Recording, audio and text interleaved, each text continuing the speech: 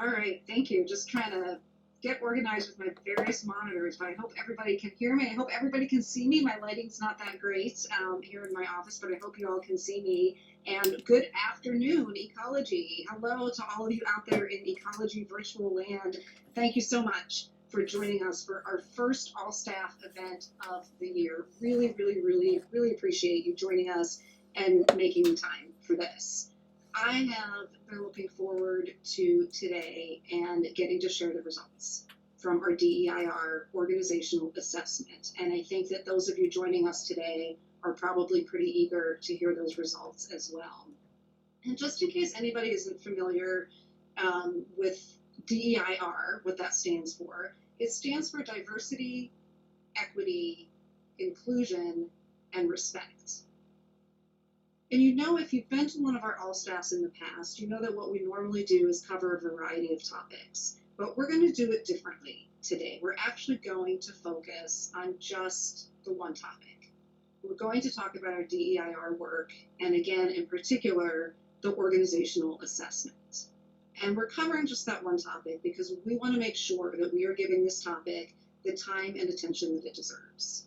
The work is so important to me, so important to our Deputy Director Heather Bartlett, to our executive leadership team, and I know it's important to all of you joining us today. And for those of you who don't like jargon or buzzwords, and I would definitely put myself in that category, I'm going to try to plain talk it a little bit. When I'm thinking about DEIR, what I think about when I use that term, what I think about and what we're trying to do here at the agency is we're trying to make ecology a great place to work for everyone who works here and for anyone who might want to work here. It means that we're trying to create a workplace where everyone is welcomed and valued, not despite our differences, but really to a large degree because of our differences. Because it's our diversity of life experience that makes each one of us unique and special. And it also is what helps us effectively serve the wide diversity of experiences across Washington state. Now, I will say I have learned a lot from the organizational assessment. And I had a lot of suspense, a lot of curiosity before we had the final report. I would invite all of you to be curious along with me and see what you can learn from the report as well. I will say it's not a light read. It is not a quick read. The assessment report is about 100 pages long. Obviously, in the time that we have here at the All Staff, we're not going to be covering each and every aspect of it today. Instead, we're really just going to hit on some of the key findings and then some of the next steps. But I do encourage you all to read the report for yourselves. And after this all staff wraps up, we'll be sending out an email with a link to the report. And of course, as usual, this meeting, this all staff is being recorded, and you can go back and watch it again if you want. Certainly anyone missing today has the opportunity to go back and watch it later on Inside Ecology. Now we're going to move on to some slides, and I have to be honest, the communications team knows this very well. I don't usually like to use slides because I tend to like to ad-lib, to kind of riff sometimes, so it's hard for me to always follow a structure, but I'm sharing data today, and slides are absolutely the best way to be able to share data. So bear with me, and I think I'm going to be able to stay on topic. But let me first start with a quick recap, because I imagine not everybody who has joined us today has necessarily been with us through the entire organizational assessment. So it really was over the last year, throughout 2023, that we conducted this assessment. And as a reminder of why we decided to do this, it was in 2022 when members of the DEIR design team came to me and Heather and said that they would like us to do an organizational assessment. Really what the DEIR team wanted was something that was different from the annual employee engagement surveys that we do at the state level. So we do those every year. We get pretty good participation in those. It's good that we do those. They provide important data. We know from those surveys, we get reports back that overall, pretty high job satisfaction here at our agency, which is great. But we also learned that there's some areas that we need to work on, and we also suspected that there might be other areas that the employee engagement survey doesn't get into or ask about that might be areas that need work. And so the DEIR organizational assessment, as proposed by the team and as implemented by our consultants, it was really very specifically designed to get at those questions that do not get asked through the employee survey. And we were particularly focused on things like, what is employee experience with racism in the workplace? What is employee experience with bullying in the workplace? We wanted to specifically know how different lived experiences across our workforce would impact people's experiences. We really were looking under the hood, so to speak, getting at those things that we don't get at with our employee engagement survey. And the goal was not just to ask the questions. The goal was to have the assessment, to design it to teach us what we need to do to transform ecology into a place of belonging for everyone. And that's why we needed a more complete picture of the employee experience. So there are 3 ways that the organizational assessment did this throughout the course of 2023. One was to send a survey to the entire agency. Second was to organize focus groups, and I know that some of you participated in those groups. And third was to have thriving conversations within programs to really ask ecology team members on an individual basis, what do you need to thrive within this agency? And then all of this information was compiled into a report for us, and it has findings and recommendations that, like I said, I'll share the highlights today and really encourage folks to go and check out the report for themselves. So first, though, I would like to take a moment to say how grateful I am for our project team. The organizational assessment, it wouldn't have happened, it would not have been completed or been as successful without the dedication and support of some really amazing people internal to our agency. So huge thank you to Hannah, to Justine, to Chelsea, to Jackie, Amber, Samuel, Laura, and Amanda. Plus, we had a whole host of other folks who helped along the way. And I'd like to give a shout out to our wonderful consultants, Buffalo Cloud Consulting and Enviro Issues. Just a huge thank you to the whole team for their tremendous work in pulling this together.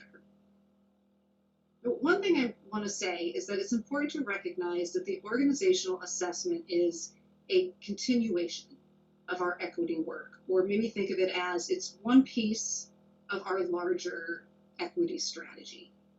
We have a lot of work that's happening across ecology, and there's a lot of work happening across Washington state government, in particular through the statewide Office of Equity, and the organizational assessment is something that connects with all of that and plugs into all of that. So super important piece, one piece of this larger strategy. Its intent was to help inform us and to help guide us in our decisions and our direction as an agency. So just, quick on the slide reflects some of the other work that we've been doing. Forming the DEIR design team, I already talked about that. That's employee-led team that, among other things, forms recommendations and can bring those recommendations to the executive leadership team for implementation in the agency. We also have created our internal Office of Equity and Environmental Justice. We have created positions that are exclusively dedicated to pro-equity, anti-racism work. We have our Equity Speaker Series, which I think has been pretty popular across the agency. We have DEI and accessibility trainings that are available. And we've been doing a lot of work around document accessibility. So thanks to everybody who's been involved in that effort as well. And then we have more work coming down the line. So I'll mention just a couple of things that are more imminent. One is gender inclusive restroom signs, and also respectful workplace policy. So stay tuned and see that policy will be rolled out soon. So in terms of who participated in the survey, next we'll have a few slides that are going to have the demographic data showing who participated. And I want to say throughout the process, the anonymity of our participants was very important to us, very important to our consultant, and our consultant took great care to make sure that the data we were collecting was and is anonymous, both the data and the narrative responses that we got through the survey. We had a goal when we put this out there. We wanted good representation. So we had a goal of an agency to reach at least 50% participation in the survey. And I am happy to say we actually greatly exceeded that. We had 75% participation, which tells me how much people really care about this work. There's great participation rate, and we had good representation across the agency. So I'll say that race was a focal point for this assessment. I've already said one of the focuses was to look at experiences of racism by our team members while working for Ecology. And because we were specifically focused on racism as a big part of the assessment, we wanted to make sure that racial diversity was represented among our survey respondents. And as this slide shows, participation was representative of the racial makeup of our workforce.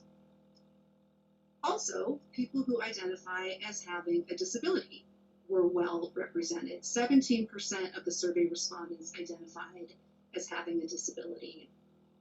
And you may know this, but research studies have shown that people actually tend to underreport disabilities at work, probably in large part because there is a fear of how they're going to be perceived or how they might be treated because of that disability. So we're really heartened to see that 17% of our survey respondents were people who are living with a disability. And our survey respondents were also representative in other ways. So 6% of our respondents were veterans. At least 15 gender identities were reflected.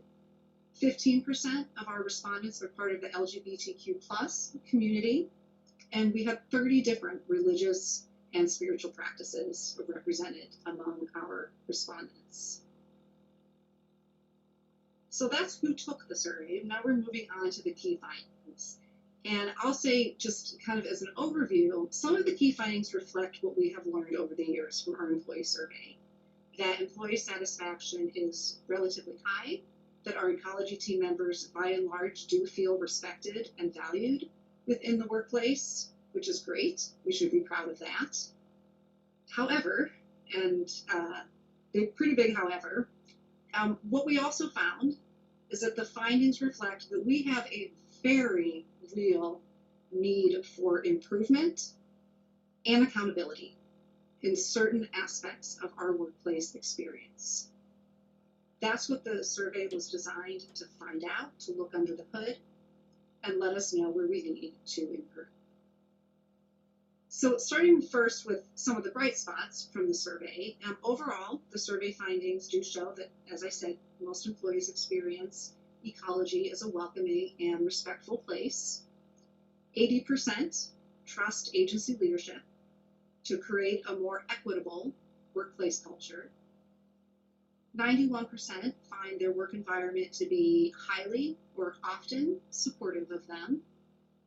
And 96% said that they feel that they are almost always or often accepted by others at work, which is great. It's a great foundation to build from. The foundation is very important because other findings show, like I said, that there are clear areas that we need to dig into and that we need to work on. And I'll just come right out and say it, folks. We have issues with racism and bullying in the workplace. The survey findings make that very clear. Before I go on, I want to say to anybody out there who has experienced racism or bullying while working for Ecology, I'm sorry. We do not tolerate bullying or racism here. We do not tolerate racism or bullying from coworkers, from managers, from contractors, from consultants, from members of the public, from our external customers. It is not okay, ever, under any circumstances. And as your director, I am committed to making sure that this is what I'm saying, that it's not just words, that our zero tolerance policy becomes reality across our workforce. So, what do the numbers show us? 47% of our global majority employees have personally experienced racism while they have been working here in ecology at least once. And 3% report that they have experienced it often. 39% of our employees have witnessed or experienced bullying at least once. It's not reflected on this slide, but you'll see it in the report that 7% of survey respondents said that bullying is always or often a problem. And then in addition, we learned that there is a fear by some of our team members of speaking up about these things. So 17% of respondents believe that if they speak up about racism or bias, discrimination or prejudice, that there could be negative consequences. There could be repercussions to speaking up. Going back to what I just said a few minutes ago, racism and bullying are never, ever okay. And nobody should fear repercussions for speaking up about it. And nobody, of course, should ever experience those repercussions. We need to make sure that that becomes the reality across our workforce. And I'll say that the survey findings on belonging bring me hope that this is a reality that we can create. This is within our power to create this. The survey asked a number of questions that were aimed at understanding our team members' sense of belonging here at Ecology. And based on the responses to those questions, our consultant concluded, as it says on the slide, overall belonging is high. And global majority respondents report similar ratings as overall respondents. So for example, a couple of the questions, the survey found that most people feel accepted by others at work and that they see themselves as part of their work unit. But even there, we saw some discrepancies. So what we learned is that people who identify as having a disability tended to have the lowest overall sense of belonging here at Ecology. Also, folks who identify as part of the queer community had lower belonging scores than overall respondents. So we still obviously have work to do to transform our ecology workplace into one where everyone belongs and where everyone can thrive. So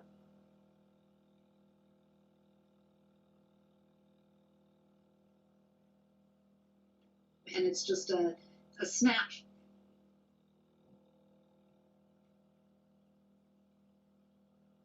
To reflect on what the findings in the report show us, what they tell us, and then to process those findings in our own way, however we process information. I know for me, for example, it's been a little bit difficult for me to wrap my head around how can the survey reflect on the one hand this high sense of belonging and feeling supported at work, but we have so many people who have experienced or witnessed racism or bullying. And it turns out that both things can be true. Those two things can be true at the same time. That's what the survey showed us. And realizing that, I think for me, helps me focus on wanting to retain those things about the workplace that are good, right? Obviously, we want to retain all that is good, but we also have to recognize that we have things that very, very obviously need to change. So, yes, I'm proud that this is a good workplace for most of our team members. But what we want, and why we're doing this work, is we want this to be a great workplace for all of our team members. And we have more work to do in that regard. And I know that it is natural for many of us to want to jump to action, right? This report, it feels like a call to action. We want to jump to action. That is certainly where I was the first time that I read the assessment. I was like, oh, okay, now we know what the problem is. We need to fix this. However, you'll see in the report that one of the recommendations is actually to not immediately jump to action. It's recommended that we take the time that we need to absorb and to sit with and to digest the information in the report. And I encourage you all to do that. I do think, though, one thing that we can all do now is just think about kindness. One of my favorite quotes of all time, it comes from the Dalai Lama, and probably most of you have heard this.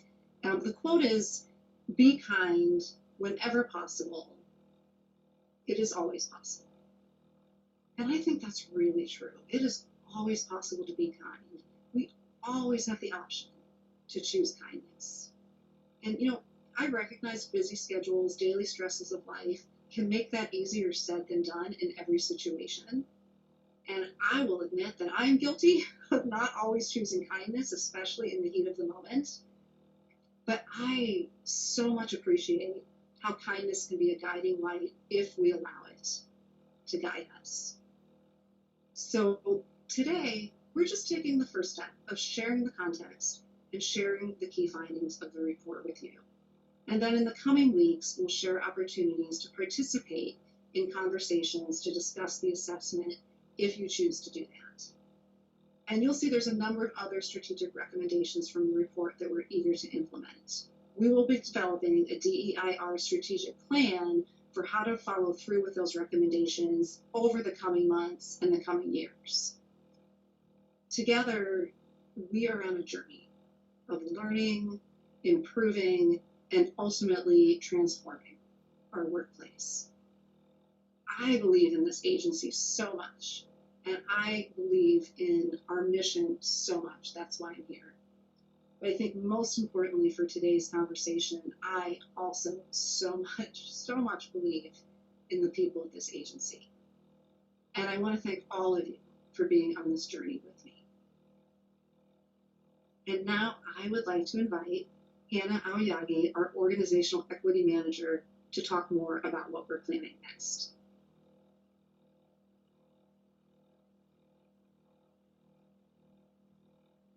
Great. Hi, everyone. It feels really great to be back here to talk with you today with the information from this assessment finally in our hands. It's so exciting to have this feel real and tangible.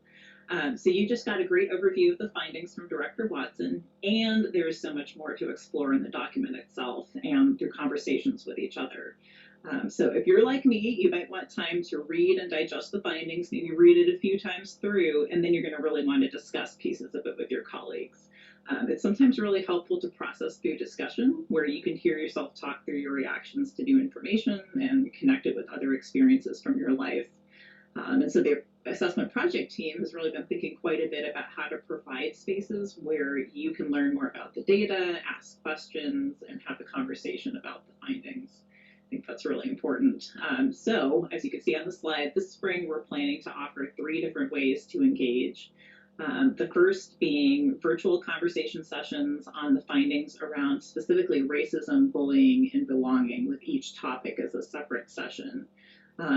Second option would be in-person conversation sessions at headquarters and regional offices, probably with a slightly broader topic area, though, than just racism, bullying, or belonging. We might try to cover all of those areas. And then the third option is a facilitation guide for any folks who want to host their own sessions with their teams, whether it be at the program level or at the section level or unit level. The idea is to provide you with a toolkit similar to what we used for the Thriving Conversations last fall. So for the virtual and in-person sessions that will be hosted by the project team, we'll provide a presentation on the assessment data for those topics, recognizing that some people, I think, learn better when you're able to see something in a presentation. Sometimes reading it is a tougher way to absorb information.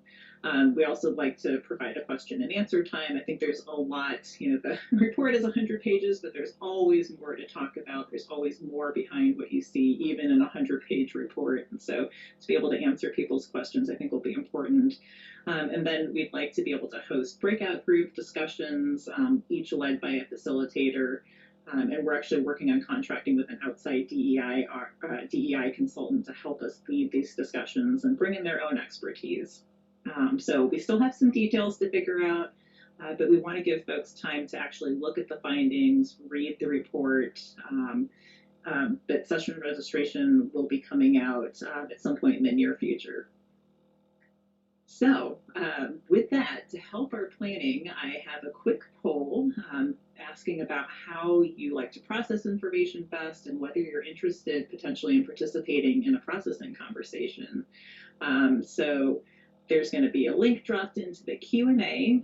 So for our live viewers, that link will be in Q&A. If you're watching this recording on YouTube, the link to the forum is going to be in the description below on the video. The first question in this forum is going to ask about your interest in participating in a group session to help you process the report. So just a yes or no. Then if you are interested, the second question is going to ask you to share your preference for engaging with your work team or others across the agency, and if you prefer in-person or virtual. Then we'd like to hear about how you process information best. Is it in conversation? Do you prefer watching a presentation, taking notes, or maybe reading independently? And then lastly, we know some of you might already be excited to host a small group conversation and maybe dig a little bit deeper into the specific area of the assessment findings. So if you're one of those people, give us your name and email on the form, and I can follow up with you about organizing that. So Amber's gonna, yep, thank you so much for popping up your screen, Amber, to share the results. Ooh, okay, lots of folks are not interested in a group session. That's totally fine. All right, that maybe about 10% of you here. And I think that's okay, just recognizing that we all process in different ways. And then, you know, we have limited capacity too. We probably can't host the entire agency in group conversations, so that's totally fine. And as I alluded to, we're going to make this available to folks who aren't able to be here today, so these numbers may shift over time as well. Okay, good. It's interesting. All right, we're shifting towards a higher percentage of yes. All right. And maybe we can look at the information from the next question. Okay. Just, yeah, interesting to get a sense for, you know, what types of formats people prefer. Virtual, I know, is a lot easier for a lot of people, but sometimes being in person can really just add more depth to the conversation. So this will be helpful for our planning, just thinking about how many sessions to offer and maybe what kind of participation to plan for. Great. Great. And then how people process information best. Yeah, always curious to see lots of independent readers here talking about others and asking questions. And like I said, this is a long report. There's a lot behind it. There's a lot of data that didn't get published in this particular report that we have access to. So I understand that there may be additional questions that will be helpful to ask in a group setting. All right. Great. Thank you so much, Amber. And please feel free, if you haven't already submitted your responses, you're welcome to keep doing that, and that will be available after the event as well. So the feedback on this forum is going to help us figure out how to best support you as you process the findings. So thanks again for participating. All right. So what are we going to gain from these next few months of reading, discussing, and processing? And why shouldn't we just plow ahead with all the recommendations? So to me, it's because part of a thriving workplace is asking for and receiving feedback, even if it's difficult to hear. To me, it's about listening to people, believing their experiences, and learning not to be defensive or look for a quick fix. So for these upcoming conversation sessions, we're going to be asking that all participants abide by a set of engagement guidelines, and those will include listening to understand rather than to respond, judge, or even contradict what someone is saying. And I would say this also applies to every comment and piece of survey data you might read in the findings. You may see things that you find are pretty difficult to imagine being true at Ecology because it's not part of your personal experience. I will admit that I can feel defensive when I hear people say things like, you know, the agency doesn't support them, or they don't trust that the work culture will ever change at Ecology. That feels pretty personal to me because that's kind of part of the work that I do. But on the other hand, I also deeply believe that someone's experience and perspective is their truth. And as I've gotten to know more folks at the agency and hear your stories, I'm able to weave all of those individual experiences and other forms of sharing into my personal understanding of the feedback from this assessment and through other channels as well. So, if you're impatient to rush through the assessment findings and take action, as I admittedly am, we're going to have to practice listening, believing, and taking feedback with grace. I think that's a lesson we can learn over these next few months. So, how we handle difficult feedback is the work that is a big part of our DEIR work. So just a few closing personal reflections. As Director Watson said, and you'll hear many times from us, Ecology has already begun many efforts to make our workplace more diverse, equitable, inclusive, and respectful. The feedback from this assessment strengthens that work, and it gives us some new recommendations to work on, which is pretty exciting. And from an outside party, too. It's always helpful to have kind of an outside perspective on how our organization is doing. And then I didn't realize this until recently, but I think to me, the assessment process itself, I've been very deeply involved in it. But to me, it really had a lot of aspects of a thriving ecology. As being a place where we can respect and value the many different ways that people identify, where we can give candid feedback and have open conversations about pretty tough topics like racism and bullying. And this is a place where leaders are holding conversations about the future we'd like to see. And I think that takes a lot of vulnerability to get beyond our day-to-day work and really open ourselves up to future possibilities. So I really appreciate that everyone participated in whatever way that they could, whether it be the survey, focus groups, or other ways of giving feedback. And I really look forward to seeing many of you at our upcoming conversation sessions on the assessment findings. And with that, I'll hand things over to Deputy Director Bartlett.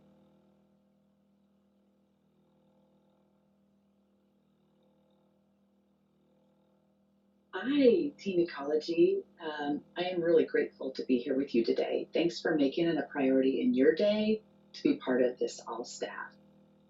Like Laura, I've been looking forward to this. I know some of the findings from our org assessment were challenging to hear, but there was also a lot of hopeful things that were revealed from the information.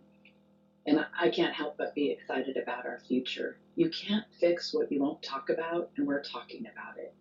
All of this work, the organizational assessment, the ongoing equity work in our agency and at the state level, it is setting us up well for where we want to go and who we want to be as a workforce and a work culture. I think the org assessment shined a bright light on areas that we need to focus to transform our work culture from good to great. Ecology has a great reputation, and we can be better. We need to be better. We want to be a place where everyone can be their best, and I absolutely believe we can and we get there, and I'm committed to helping be part of that. This is not going to happen overnight, but we are headed in the right direction and certainly building momentum. Over the next few months, we'll have opportunities for people to get together, as Anna shared, to discuss what they learned as they read the organizational assessment. What was surprising? What was interesting? How did they feel? I think all that is going to be important as we process it and then think about how we use it moving forward. I do want to circle back to the thriving conversations. They were really a unique part of the organizational assessment. And I don't think any of us quite expected how impactful they'd be. They really set us up for what we wanted to be and see in the future. And the response was remarkable. The engagement and feedback has had a big impact on us. Many people approach the conversations with an open mind and heart. I saw and I heard people stepping out of their comfort zones to lead and join these conversations. People shared their personal views, and teams discovered common perspectives. Your courage and the vulnerability has been inspiring and, again, gives me a lot of hope. We collected thousands of ideas, stories, aspirations, and we're using them to create a shared vision for our agency. Over the past few months, the executive leadership team has been working on crafting a vision statement for our equity work. We've been using the feedback from these thriving conversations as a guiding light, sifting out and identifying common themes that were shared from across the agency. We hope to share more on this work soon through Inside Ecology, We may use something like the pop-up surveys that we used during COVID to check in agency-wide to gauge people's sentiments for the structure and components of the vision statement for ecology. In addition to the vision statement, there's progress happening elsewhere, and I'm happy to be able to talk about all of that. One that I'm really excited about is, as many of you know, and Director Watson referenced, we are moving forward with our respectful work environment policy. I think that policy will be integral towards helping us set some structure around how we show up in the workplace. I think it will be valuable and helpful. And also, another exciting part that is helping us in this move forward is we have just recently hired a new human resource DEIR manager, Abimbola Iyun. She will be starting with us in March, so next month, and she will be instrumental in supporting our managers and our all ecology really apply this new policy, as well as helping us finish our DEIR policy. We're really lucky to have her joining our team. She's moving out here from Boston, and she has a strong background in this kind of work. Our next major initiative is to develop a DEIR strategic plan. This is a plan that will outline our DEIR priorities and will be led by Hannah. It'll help us prioritize the recommendations that come from the organizational assessment, but again, that won't start right away.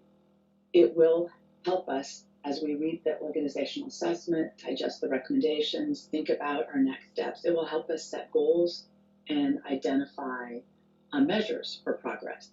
This will be no small feat for sure. We see this plan structuring our work culture and our work culture efforts over the next 10 years, truly. For large organizations like ours, culture change can take that long, and that's why it's so important to have a DEIR strategic plan. The DEIR strategic plan is separate from our agency strategic plan. I know I probably use these terms a lot in any of my day-to-day conversation, so I wanted to take some time to break them down. Both are going to reflect our vision for a thriving ecology, but they are different one from another. Our agency strategic plan, which is the development process, is led by Barry Schreiner and includes our performance team, is an expression of what we do: reduce toxic threats, address climate change, protect our state's waters. Our DEIR plan is about who we are as a workforce so we can be the best place to work. The next steps for the DEIR strategic plan include forming a team and developing the processes. We want it to be an inclusive and collaborative approach, so we're going to take the time we need to do it right, not just get it done. As I've heard it said, speed is the enemy of equity. So we want to be thoughtful in developing the process as well as the plan.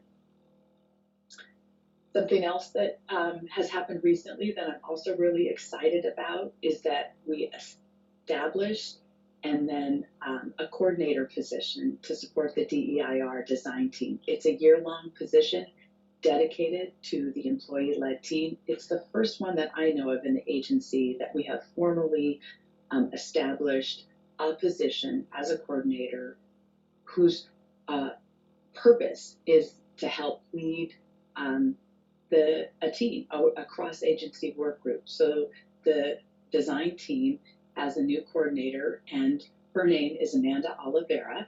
Really excited to see Amanda step into that position as the coordinator. Perhaps her name's familiar to you. Amanda comes to the position from our Shorelands and Environmental Assistance Program.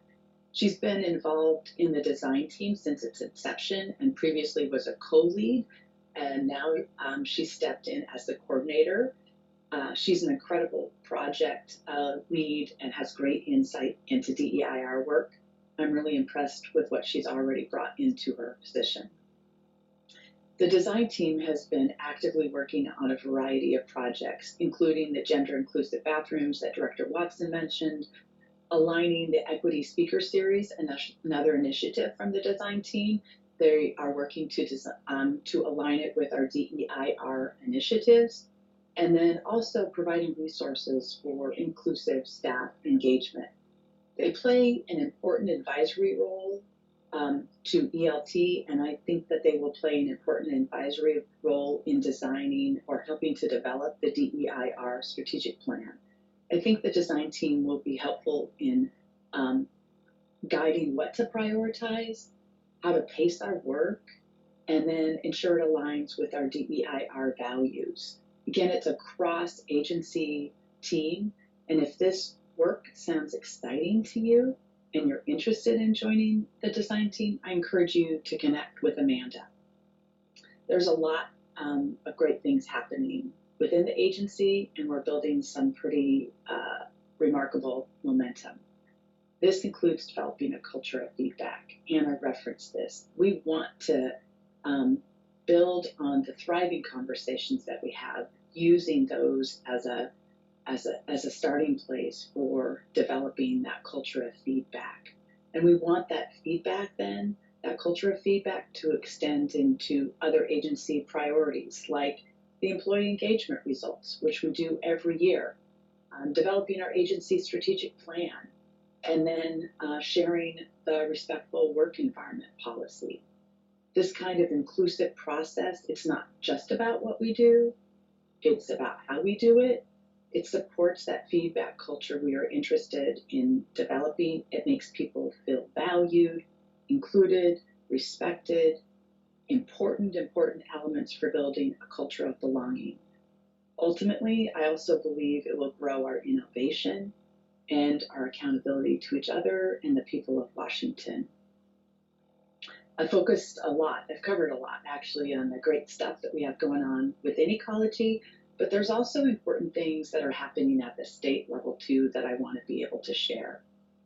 This includes the new employee engagement survey platform and using it to ask questions related to belonging, tap into DEI resources and development opportunities, and then collaborate with the Office of Equity, that's the State Office of Equity, State Human Resources, and the DEI Council to address equity issues. All those are happening outside of the agency for which we are connecting with and benefiting from. I also think it's possible we could see a new governor executive order sometime in the coming months with a focus on expanding who works for the state and who does business with the state. It'll change for the better the way all agencies, approach recruitment, hiring, compensation, and contracting. Here at Ecology, as it relates to hiring, we've already taken steps to change many of our recruitments, including our executive leadership team positions. We are shifting requirements to be about experience and skills and not a strict adherence to education. It's another thing that we're doing to be more accessible, equitable, and inclusive, and expand who can work or does work at Ecology. With regard to statewide DEI training, that is the training that's offered by DES. Our agency alone has made remarkable progress. As of last month, nearly 1,800 Ecology employees have watched Who We Are. That's the movie or the video that precedes any of the training modules. Nearly 1,800. We're basically an agency of 2,000 when we're a little over 2,000 when we have all positions fully filled, so that's remarkable. 674 have completed Module 1, Racism as a Foundation, and just under 600 have finished Module 2, Racism as a Structure. Just under 500 have completed Module 3, Feeling Like an Outsider, the Cost of Being Othered, and just under 450 have completed the final module, Belonging, Moving from Them to Us. This reinforces to me the appetite we have as an agency for learning, growing, and working in this space. Just excellent progress. And we've done all that in less than a year. Again, I know I've covered a lot, so I want to do a quick recap of it, just in the highlights, to talk about the things that we've done, the things that we are doing, and the things that we will be doing. First, we have hired a new human resource DEIR manager, Abimbola, and she will start in March. We have a new DEIR design team coordinator, and that's Amanda Oliveira, and she is already working hard in her new position. We have a new employee engagement survey platform that asks questions that help are more revealing to us about how people are feeling within their workplace.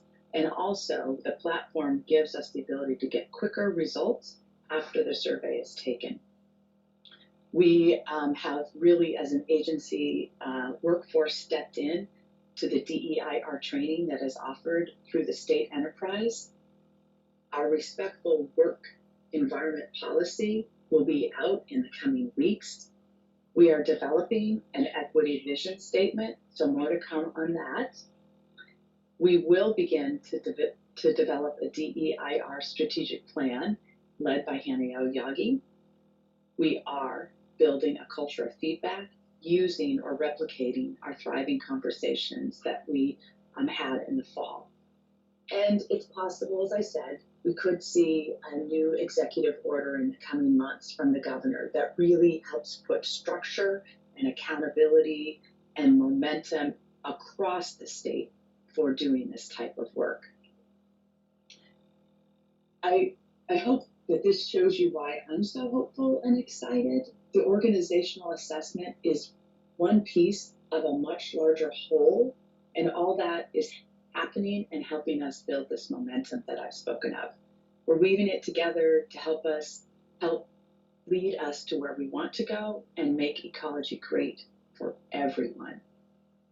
I want to take an opportunity to thank the design team for initiating our organizational assessment, and in particular to the project team for stewarding it to fruition. Thanks to everyone in this agency for your commitment, dedication, participation to and in this work. Over 1,300 of you took the survey. 75% of our workforce took the survey. And all of you who have showed up today, I know care and are interested, and that matters and makes a difference. So thanks for all you do. Thanks again for being here. I hope you all have a great day and a great rest of the week.